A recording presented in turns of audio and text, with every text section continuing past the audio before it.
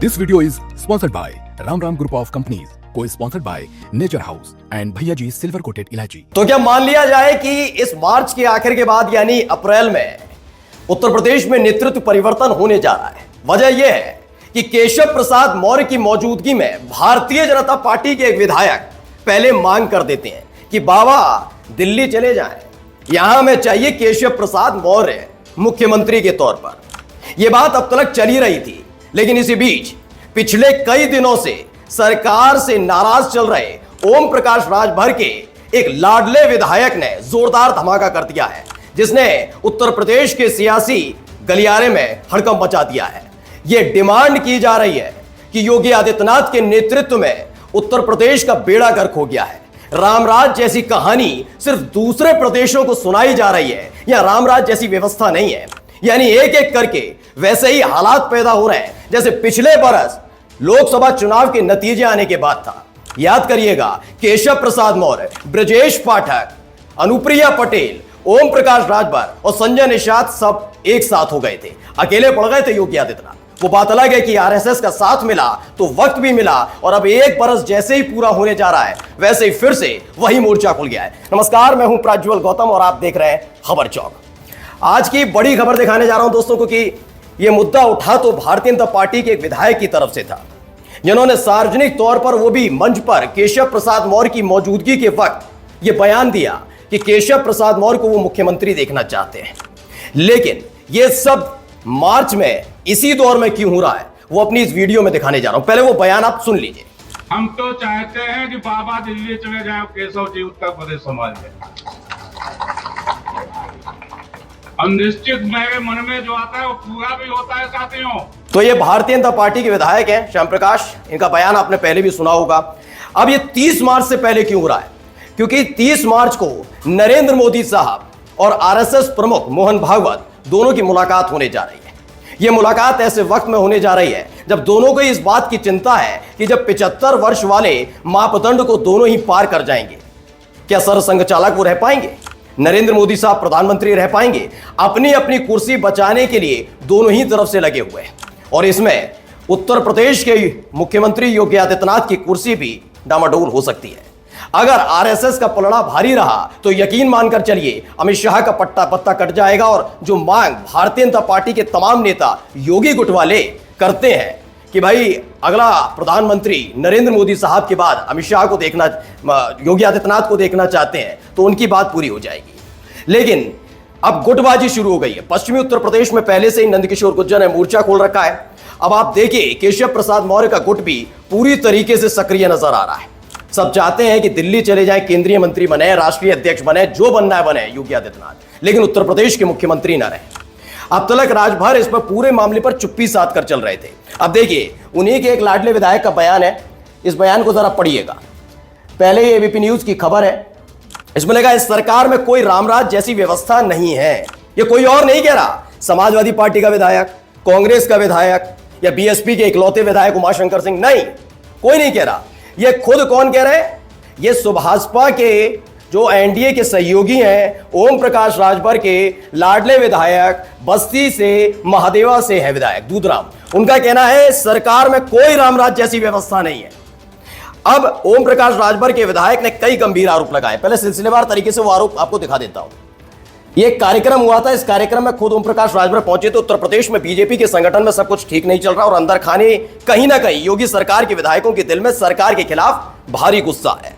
UP सरकार के 2 विधायकों ने मुखर होकर सत्ता परिवर्तन की बात कही है।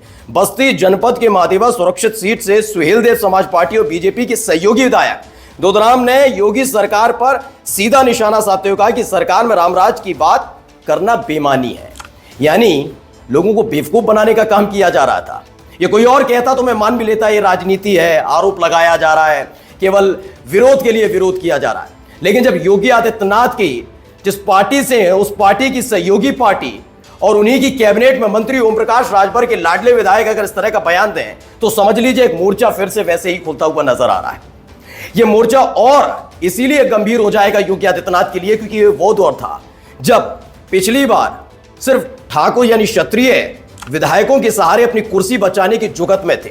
उस समय तो हालात ये पैदा हो गए थे कि माना जा रहा था कि भारतीय जनता पार्टी 2 फाड़ हो सकती है। क्योंकि पहले केशव प्रसाद मौर्य के सिर पर हाथ आया था मोदी शाह का कि आप आगे बढ़ो, हम पीछे पीछे देख रहे हैं। याद करिएगा, लोकसभा चुनाव के नतीजे आने के फौरन बाद ही, ऐसा नहीं है योगी आदित्यनाथ दिल्ली नहीं गए, लेकिन उस दौर में जब जब दिल्ली जाते थे वो मोदी से नहीं मिलते थे, अमित शाह से नहीं मिलते थे, वो नितिन गडकरी से मुलाकात करते थे। और इधर केशव प्रसाद मौर्य जब जब दिल्ली गए तो वो मोदी और शाह दोनों से मुलाकात करके आते थे। ये बता रहा था कि गुटबाजी तेज है, चरम पर पहुंच गई थी वो। और उसमें साथ मिला ब्रजेश पाठक का, जब ब्राह्मण विधायकों ने भी आगे आकर केशव प्रसाद मौर्य का साथ देना शुरू कर दिया था। राजभर पिछले कई दिनों से परेशान भी चल रहे हैं। आपके अपने चैनल खबर चौक ने सबसे पहले यह खबर दिखाई थी, याद करिए, जब बलिया से सुभाषपा के विधानसभा प्रभारी के साथ मारपीट की जाती है, थाने में शौचालय में ले जाकर बेरहमी से उसे पीटा जाता है। जब डिमांड उठती है कि नहीं भाई ये गलत तरीका है, इस पर एक्शन लेना चाहिए, तो योगी आदित्यनाथ के लाडले मंत्री यानी दयाशंकर सिंह किसी और को नहीं, ओम प्रकाश राजभर के बेटे को चुनौती दे देते हैं कि अगर खाकी पर किसी ने हाथ उठाया तो कलेजा निकाल लेंगे। यहां कलेजा निकालना, आंखें निकालने वाली कहानी चल रही थी, यानी दो गुट पूरी तरह से सक्रिय थे। उसके बाद उसके 2 दिन बाद ही मैनपुरी के किशनी में किस तरीके से बीजेपी का एक नेता सुभाषपा के प्रदेश अध्यक्ष प्रेमचंद की गाड़ी पर हमला कर देता है, गालियां देता है, वो खबर भी आपके अपने चैनल खबर चौक ने सबसे पहले दिखाई थी। उसके बाद से ही लग रहा था कि ओम प्रकाश राजभर के तेवर बड़े तीखे हो सकते हैं। ओम प्रकाश राजभर सीधे आकर इस बार बैटिंग नहीं कर रहे, क्योंकि वो जानते हैं कि इस बार एनडीए में जो आए वो अमित शाह की बदौलत आए, और लंबे समय हाथ पैर मारने के बाद भी योगी आदित्यनाथ उन्हें अपनी कैबिनेट में जगह नहीं दे रहे थे। ऐसे में वो चाहते नहीं है कि उनका मंत्रालय भी छीने, लेकिन वो पर्दे के पीछे रहकर अपने विधायकों के जरिए बैटिंग करवा रहे हैं। देखिए अगला बयान एक और दिखा रहा हूं इनका, नवभारत टाइम्स की यह खबर है। इसमें लिखा हुआ है कोई रामराज नहीं है, जो 500 वाला काम होता था ना वो 5000 रुपए में हो रहा है। योगी सरकार पर अब भड़क गए सहयोगी सुभाषपा एमएलए, यानी कि अब आप समझिए पूरा पिछड़ा और ब्राह्मण विधायक एकजुट होकर मोदी शाह वाले खेमे को फिर से सक्रिय करने में लगे हैं। आने वाले दिनों में लिख कर ले लीजिए, आज 25 तारीख है, और आने वाले दिनों में यानी कि 30 तारीख से पहले या 30 तारीख के 1-2 दिन बाद यानी 31 या 1 अप्रैल को फिर से आशीष पटेल कोई सियासी धमाका करेंगे, क्योंकि अंदर खाने जो खेल चल रहे हैं वो सारे के सारे योगी आदित्यनाथ को कुर्सी से हटाने के लिए चल रहे हैं। और इसकी पुष्टि इनके खुद के विधायक कर रहे हैं, केशव प्रसाद मौर्य के सहयोगी कर रहे हैं। अभी ब्रजेश पाठक वाला गुट भी रह गया है, लेकिन मैं बार बार बता रहा हूं, ओम प्रकाश राजभर इस बार हल्के में छोड़ने वाले नहीं है।